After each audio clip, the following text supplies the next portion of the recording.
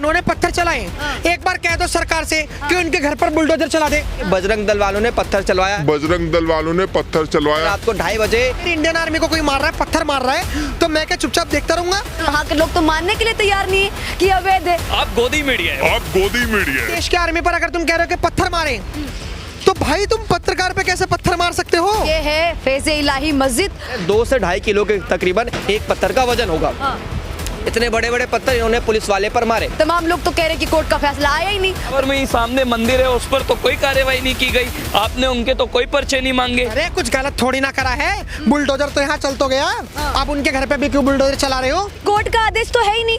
Court ने तो आदेश 2-3 दिन पहले देना था। हमारे में डर नाम की कोई चीज नहीं बहती, हमारी नसों में खून नहीं क्रांति बहती है, ये डराइया में।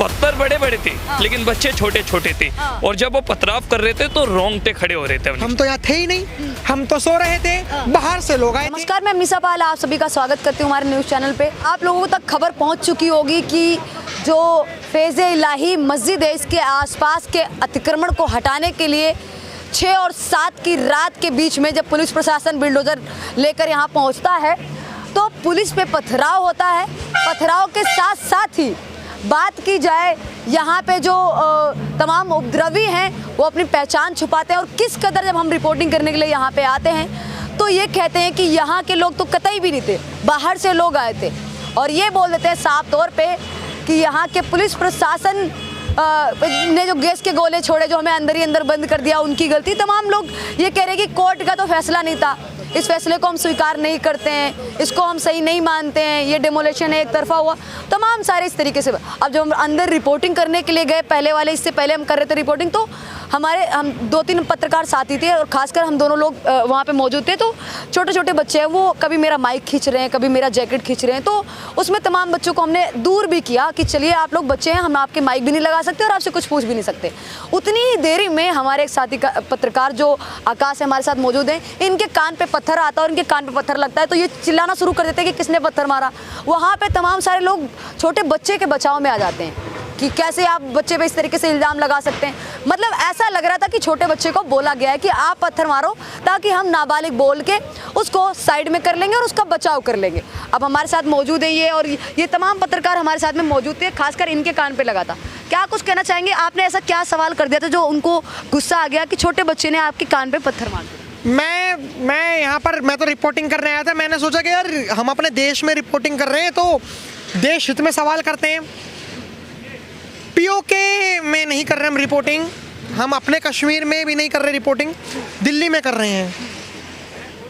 अमरनाथ में पत्थर चलते थे, वो पत्थर कब दिल्ली तक आ गए, कब अपने लोकल एरियाज में आ गए, पता ही नहीं लगा।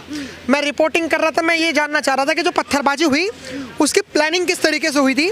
उन्होंने कहा कि बाहर के लोग थे, मैंने कहा अगर बाहर के लोग तो, और अगर आपको देश में आर्मी में जाने का मौका मिले तो आप क्या करोगे? कह रहे थे जान दे देंगे, देश की आर्मी में गए तो मार देंगे, मर जाएंगे।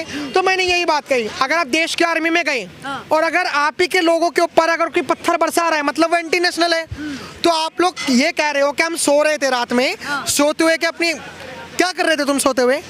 एक तरफ तुम कहते हो कि हम हमारी भारतीयता पर शक न करा जाए, हमारी देशभक्ति पर शक न करा जाए। अरे अगर मेरी आर्मी को अगर कोई मार रहा है, मेरी इंडियन आर्मी को कोई मार रहा है, पत्थर मार रहा है, तो मैं क्या चुपचाप देखता रहूंगा? अरे मेरा पड़ोसी हो, मैं तो उसके काल पे थप्पड़ मारूंगा, उसे बाहर खींचते हुए प्रशासन के पास जेल में गिरफ्तार करवा दूंगा, चाहे मेरा भाई क्यों ना हो। तमाम लोग तो यहाँ के एक्सेप्ट करने के लिए तैयार नहीं कि यहीं के लोग थे। पत्थर तो खैर साफ तौर पे उनके नालियों के पास, उनके घर के पास में नजर आ रहे हैं, लेकिन उनका ऐसा कहना है कि बाहर से लोग आए थे। कुछ लोग तो यहाँ तक कह रहे हैं कि पुलिस अपने साथ पथराव वाले लोग लेके आई थी ताकि पुलिस पे पत्थरबाजी और यहाँ पे माहौल खराब किया जाए। मुझे ऐसा लगता है कि जिस तरीके से हम व्हाट्सएप ग्रुप बनाते हैं और व्हाट्सएप ग्रुप में हम बताते हैं कि भाई देखो तुझे ऐसा बोलना है, तुम्हें ऐसा बोलना है, मुझे ऐसा बोलना है, मैं ऐसा बोलूंगा, ये एक तरीके का प्लान डिसाइडेड है कि कोई भी आए, कोई भी प्रशासन पर सवाल करे, कोई भी पुलिस वाला सवाल करे, कोई पत्रकार सवाल करे, बस एक बात कह देनी है, हम तो यहाँ थे ही नहीं, हम तो सो रहे थे, बाहर से लोग आए थे। फिर मैंने, क्योंकि ये सोचते हैं कि आकाश जो है ना, ये अभी नए नए पत्रकार बना है, 22 साल की उम्र में क्या ही कर लेगा। लेकिन मैं बता दूं कि जितनी तुम्हारी उम्र नहीं होगी, तुम अगर मेरी उम्र को देख के डिसाइड कर रहे होगे।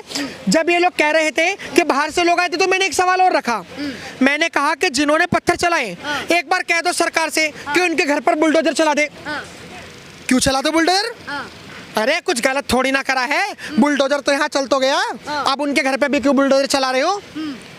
ये पूरी प्लानिंग थी, प्लानिंग के तहत काम करा जाता है। लेकिन मैं बहुत शौक हूँ कि मैंने वो मंजर देखा, हालांकि 100 का 10% ही होगा जो दिल्ली दंगा हुआ था 2020, लेकिन लगा जब मैं पत्रकार, मैं कोई सेना में नहीं हूँ, मैं कोई प्रशासन में नहीं हूँ, अगर लगा कि क्योंकि चारों तरफ से मैं भी थी वहाँ पे, साथ में घेर लिया था। अब कई सारे हमारे साथी पत्रकार थे, वो थोड़ा दूर हट गए थे, लेकिन हम दोनों वहाँ पे मौजूद थे, तो थोड़ा डर की बात कर रहे हैं मैडम जी। हमारे परिवार वाले आधे से ज़्यादा आर्मी में, आधे से ज़्यादा किसान हैं, हमारे में डर नाम की कोई चीज़ नहीं बहती, हमारी नसों में खून नहीं क्रांति बहती है, ये डराएंगे हमें। बस मेरे को ये चीज़ लगी कि कश्मीर में जो होता था बहुत पहले, वो यहाँ पे भी होने लग गया। और ये सवाल था, मैं सवाल कर रहा था कि अगर तुम देश के आर्मी पर अगर तुम कह रहे हो कि पत्थर मारें, तो भाई तुम पत्रकार पे कैसे पत्थर मार सकते हो? फिर कहते हो कि तुम सच दिखा रहे हो। ये सच को गोदी मीडिया का नाम दे देते हैं। ये जब सवालों से भागते हैं तो ये चीज़ें गुमराह करते हैं कि ऐसे ऐसे हो गया, ऐसे ऐसे हो गया। मैं सवाल कर रहा था, सबको भगा दिया, भाग जाओ भाग जाओ भाग जाओ, अपने अपने घर भाग जाओ। तो मेरे साथ भी हुआ नहीं, पता नहीं क्यों, लेकिन ये बहुत। आपने क्या कुछ महसूस किया रिपोर्टिंग करते टाइम? आपने सही से रिपोर्टिंग की, सही से अपने सारे सवाल और सही से सारे तथ्य आप रख पाए वहाँ पे? हमने अपनी तरीके से पूरी कोशिश की कि जो भी ज़मीनी स्तर पर कार्रवाई प्रशासन की ओर से हुई है या मौजूद जो भी लोग थे, उन सबको हम दिखाए और बताए कि मध्य रात्रि क्या कुछ हुआ। लेकिन रोंगटे तब खड़े हो गए अवनीशा जी, जब हमने देखा कि छोटे छोटे बच्चों को वो मिसयूज़ कर रहे हैं, पीछे से जो है पत्थर पड़वा रहे हैं, चाहे वो पत्रकार हो, चाहे वो कोई पैरामिलिट्री फोर्सेस का जवान हो, या फिर दिल्ली पुलिस के कोई भी कांस्टेबल हो, उन पर पथराव करा रहे हैं और पथराव करा करके उन बच्चों से कह रहे हैं भाग जाओ, जिससे हम उनका बचाव कर ले। अभी आपने देखा, हमारे साथी पत्रकार आकाश ने बताया कि किस तरीके से हम लोग अपनी निष्पक्षता के लिए जाने जाते हैं, अपनी पत्रकारिता के लिए जाने जाते हैं। हमें कोई मतलब नहीं है कि क्या हो रहा है, हमें मतलब है सच्चाई से, और हम सच्चाई ज़मीनी स्तर पर आकर दिखाते हैं। लेकिन उस सच्चाई के बीच में हमारे साथी पत्रकार पर पीछे से कोई बच्चा आकर पथराव कर रहा है, और जब उन्होंने बोला कि किसने पत्थर मारा, तो सब उस बच्चे के बचाव में आ गए, बगैर उस बच्चे को जो है वो प्रशासन में जो उसे डांट पड़वाने से या फिर उसे डांटने की जगह वो हमें ही घेर रहे थे। तो ये देखकर हमारे रोंगटे खड़े हो गए, क्योंकि आज से पहले हमने तस्वीरें कभी नहीं देखी। आपने एक कि रात में पुलिस पे पथराव होना लाजमी है, क्योंकि यहाँ पे जब हम दिन में सुरक्षित नहीं है तो। बिल्कुल बिल्कुल। और ये जो पूरा एरिया है, ये जो है ये पुरानी दिल्ली का एक मानवा जगह है, दरियागंज यहाँ पर है, बराबर में रामलीला मैदान है, और इस बीच जो यहाँ पर पूरा 39,000 स्क्वायर फीट, कोई छोटी ज़मीन में नहीं है, 39,000 स्क्वायर फीट पर जो है वो बुलडोजर चला है। और जब हम उनसे पूछ रहे हैं तो वो हम उन्हें बता रहे हैं कि कोर्ट के आदेश के बाद ये सब किया गया, तो आप कोर्ट की अवमानना कर रहे हो, उनका फैसला क्यों नहीं मान रहे? तो वो कह रहे हैं कोर्ट ने फैसला ही कब दिया। हालांकि तमाम लोग, मैंने जब सवाल किया तो तमाम लोग कह रहे हैं कि कोर्ट का आदेश तो है ही नहीं, कोर्ट ने तो आदेश 2-3 दिन पहले देना था, कोर्ट ने तो अभी तक दिया ही नहीं था। तमाम सारे लोग कह रहे थे, जबकि खुद एमसीडी को ये आदेश मिला है कि 3 महीने के अंदर अंदर इसको डिमोलिश करना है, जो कि अभी हो चुका है। बिल्कुल। और मैं जब उन्हें बता रहा हूँ कि आप कोर्ट की कार्रवाई पढ़िए, कोर्ट का आदेश देखिए, तो वो हम पर ये सवाल उठा रहे, वो कह रहे कि आप दिखाइए, आप गोदी मीडिया है। वो सीधा यही बोल रहे कि आप गोदी मीडिया है, आप गोदी मीडिया है, इसलिए आप जो है हमारी सच्चाई को छिपा रहे हैं। बराबर में ही सामने मंदिर है, उस पर तो कोई कार्रवाई नहीं की गई, आपने उनके तो कोई पर्चे नहीं मांगे, आपने मस्जिद के आगे जो भी कुछ हुआ उसके लिए आप हमसे पर्चे मांग रहे हैं। कोर्ट ने तो ऐसे कोई आदेश ही नहीं दिया, ये मोदी सरकार जो है वो तानाशाही कर रही है, आप गोदी मीडिया है। तो इस तरीके से जो है वो हम सभी पत्रकारों पर एक तरीके से जो है वो कहीं ना कहीं जो है वो मानसिक हमला करते हुए नजर आ रहे थे।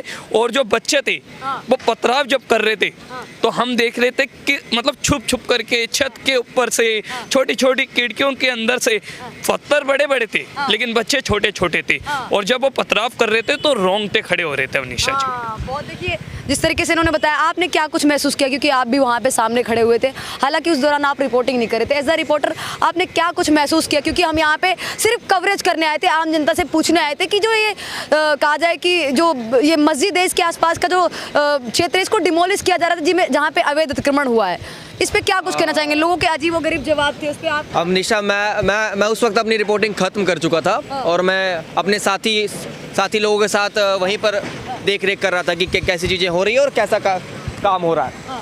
मैं ज़रा 2-3 चीज़ बताना चाहता हूँ कि यहाँ पर ये हम इस वक्त तुर्कमान मार्ग के पास खड़े हैं और एक फैज़ इलाही करके मस्जिद है, उसके ठीक बगल में जो है 39,000 स्क्वायर फीट का जो पूरा इलाका है, ये इन लोगों ने सालों से घेर कर रखा था।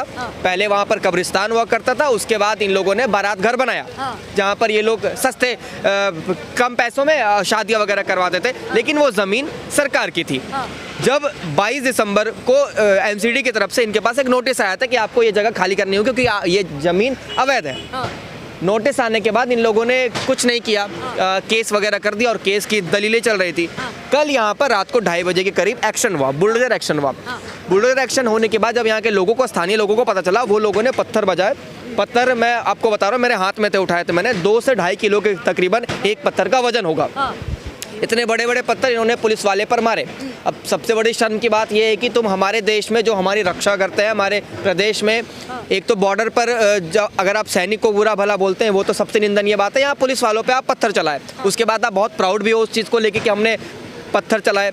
इतने छोटे छोटे बच्चे, हमारी कमर तक आते होंगे वो बच्चे, उन्होंने हमारे साथी पत्रकार आकाश है उन पर पत्थर चलाए।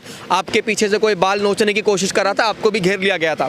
तो ये कोई नई कहानी नहीं है, हम अक्सर देखते आ रहे हैं। हम इस फील्ड में बहुत पक्के हुए खिलाड़ी हैं, हमने हर जगह देखा है कि हम पर लोग हावी होते हैं, लेकिन हम अपनी तमीज़ तहजीब हमेशा रखते हैं, इज्जत के साथ पत्रकारिता करते हैं। अब मुझे बुरा इस बात का लग रहा है कि तुम जिसकी दुहाई देते हो हर वक्त कि तुम्हें क्या हमारी नागरिकता पे शक है, क्या तुम हमें सच्चा मुसलमान नहीं मानते हो, कैसे माने?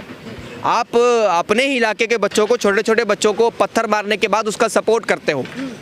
रात को जब यहाँ पुलिस वालों पे पथराव हुआ उसके बाद आप सपोर्ट करते हो, क्योंकि जब सवाल ये पूछा गया था कि आप एक बार कैमरे पर कह दो जिसने पत्थर मारा है उसके घर पे बुलडोजर चल जाए, उसके बाद ही पत्थर चले हैं। उसके बाद उनका जवाब ये था कि नहीं, ऐसा क्यों होगा, उनके घर पे क्यों पत्थर चले। उन लोगों ने यहाँ तक ये तक कह दिया कि बजरंग दल वालों ने पत्थर चलवाया है। रात को 2:30 बजे यहाँ पर आया था बजरंग दल वाला पत्थर चलाने के लिए, मतलब बोल रहे। और सबसे आखिरी बात, अगर गरीब जवाब उनके। अगर आपको लगा कि वो जो पथराव करने के लिए आए वो किसी बाहर से आए थे, वो कोई और अनजान लोग हैं, तो क्या आपका ये फर्ज नहीं बनता कि हमारे देश के पुलिस वालों को बचाएं? हमारे देश के पुलिस वालों की सुरक्षा आपकी जिम्मेदारी थी, क्योंकि पुलिस वाले आपके इलाके में थे, आपके वहाँ लोग हैं।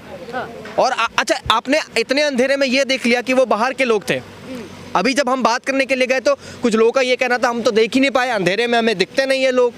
तो यहाँ पर बहुत तरीके की दोगली बातें हमें मिली, लेकिन हम सबको पता है पत्थरबाजी किसने की, जानबूझकर की, ताकि पुलिस वाले डर कर भाग जाए। देखिए अभी मैं आपको दिखाना चाहूँगी, देखिए ये है फैज़े इलाही मस्जिद, जिसके आसपास का जो अवैध अतिक्रमण है उसको ढा दिया गया है और तमाम पुलिस फोर्स है और कहा जाए जो बाकी फोर्सेस है वो भी तैनात हैं यहाँ पे सुरक्षा के लिए। जब तक कि ये पूरी तरीके से यहाँ पे बुलडोजर एक्शन नहीं हो जाता तब तक की ये कार्रवाई है और ये प्रशासन है यहाँ पे नज़र आता रहेगा, क्योंकि यहाँ की जगह को भी सुरक्षित रखना है अभी।